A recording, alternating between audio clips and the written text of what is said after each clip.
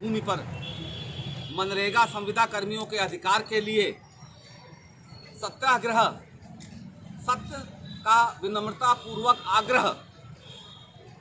जैसा कि महात्मा गांधी ने कहा था कि जब सत्याग्रह आप करें तो जिस व्यक्ति से आग्रह करें उस व्यक्ति उस संस्था के प्रति आपके मन में कोई दुर्भावना नहीं होनी चाहिए। इसीलिए मैं स्पष्ट कर देना चाहता हूं, मेरी ये 500 किलोमीटर की पदयात्रा माननीय योगी आदित्यनाथ जी और मोती सिंह जी के सम्मान में है। हम अपनी बात उनके सामने रखना चाहते हैं कि पिछले 4 वर्षों से जो अल्प मानदेय में हमारा संविदा कर्मी जीविकोपार्जन कर रहा है, उस कहानी को बताना चाहते हैं।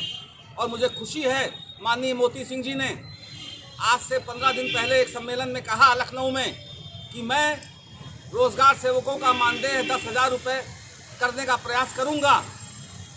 माननीय मोती सिंह जी, आप मुखिया हैं, आप परिवार के मुखिया हैं, आपको 10,000 रुपये करने में कोई परेशानी नहीं आएगी। मैंने आपके विभाग के मुखिया और अन्य अधिकारियों से ये निवेदन किया था कि मध्य प्रदेश की तरह तर्ज पर ग्राम रोजगार सेवकों को आवास एवं स्वच्छता अभियान के तहत भी 4,000 रुपये अतिरिक्त दिया जाए।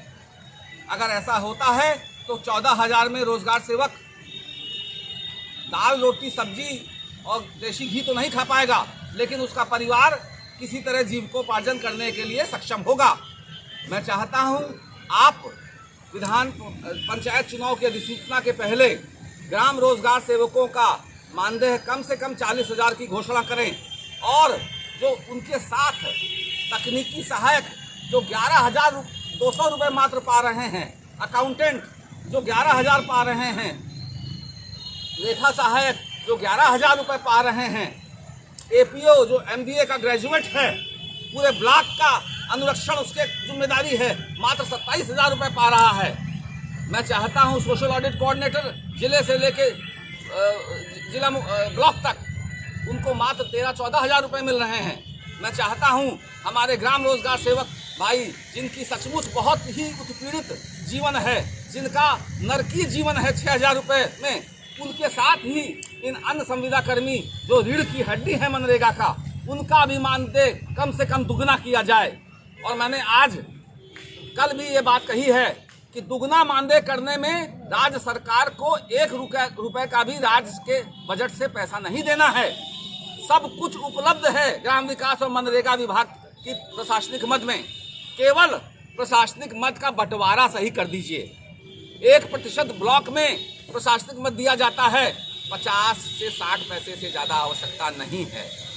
50 पैसा प्रशासनिक मद जिला मुख्यालय दिया जाता है, 25 पैसे से ज़्यादा आवश्यकता नहीं है। राज्य मुख्यालय को 50 पैसा दिया जाता है, 30 पैसे से ज़्यादा नहीं है। इन सबको जब आप ढंग से बंटवारा करेंगे तो 90 पैसे 0.90% प्रशासनिक मद हमारा बचेगा, जिससे बहुत आसानी से इन संविदा कर्मियों का मानदेय दुगना किया जा सकता है।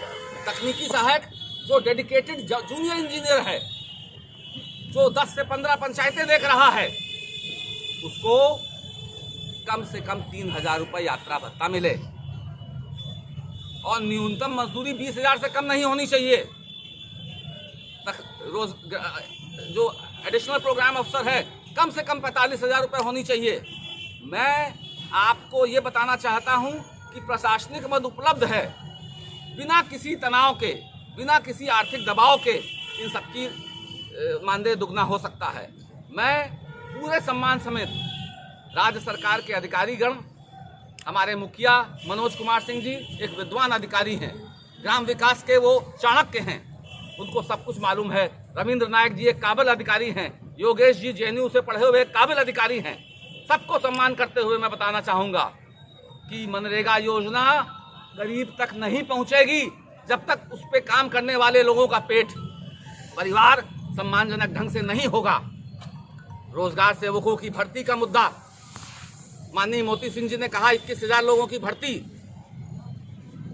इसमें उनकी कोई गलती नहीं। मोती सिंह जी ने एक विशाल हृदय अपने मन में सोचा कि कुछ नौजवानों को भर्ती हो जाएगी, लेकिन अधिकारियों को उनको बताना चाहिए कि हम 37,000 का तो पेट भर नहीं पा रहे हैं। अगर 21,000 रोजगार सेवकों को और भर्ती कर देंगे तो नरक की स्थिति हो जाएगी। हाँ, अगर योगी आदित्यनाथ जी, हमारे आदरणीय मुख्यमंत्री जी 200 करोड़ रुपए राज्य के बजट से हर वर्ष दें मनरेगा को, तो आप 21,000 लोगों की भर्ती कर लीजिए, वरना जो घोषणा है उसको वापस लीजिए। 3,000 मानव दिवस की बाध्यता उचित नहीं है। आज 35,000 रोजगार सेवकों को 2-2 पंचायतें अलॉट कीजिए, और 5 साल से मुख्य सचिव का शासनादेश विभागों में घूम रहा है, लेकिन अभी भी ग्राम निधि, गांव के सामयिक विकास के लिए ग्राम पंचायत की जो 14वां वित्त और राज्य वित्त की निधि है, उसको मनरेगा के साथ कन्वर्जेंस डबटेलिंग कीजिए। जैसे जो ग्राम निधि आज प्रधान सेक्रेटरी या सरकारी अधिकारी अपनी पॉकेट मनी समझते हैं, वो पब्लिक डोमेन में आए और भ्रष्टाचार खत्म हो। इन मुद्दों को लेके मैं गांधीवादी के तरीके से पदयात्रा कर रहा हूं। मेरा हृदय इसलिए प्रसन्न है, मनरेगा कार्मिकों के सभी प्रदेश संगठन के नेतृत्व कभी नहीं चाहते कि सब संगठन एक हों, लेकिन बलिया ने रोशनी दिखाई है, बलिया ने नेतृत्व लिया है इस बात का कि हम चाहे जिंदाबाद जिंदाबाद जिंदाबाद जिंदाबाद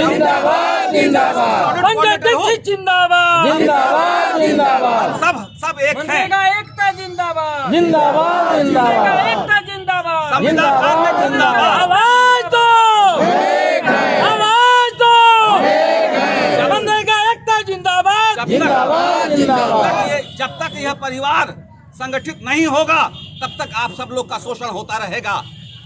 प्रदेश के नेता दलाली चंदा चोरी के कारण भ्रम फैलाते हैं। उन्होंने तो यहाँ तक फैलाया कि संजय दीक्षित संविदा कर्मियों को राज्य सरकार के खिलाफ भड़काना चाहता है।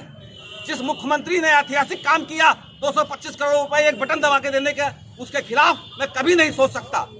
उनका विशाल हृदय है और पंचायत चुनाव के पहले सभी कार्मिकों का दुगना मानदेय करेंगे, ये मेरा विश्वास है। योगी जी के सम्मान में, संजय दीक्षित मैदान में। योगी जी के सम्मान में धन्यवाद। संजय दीक्षित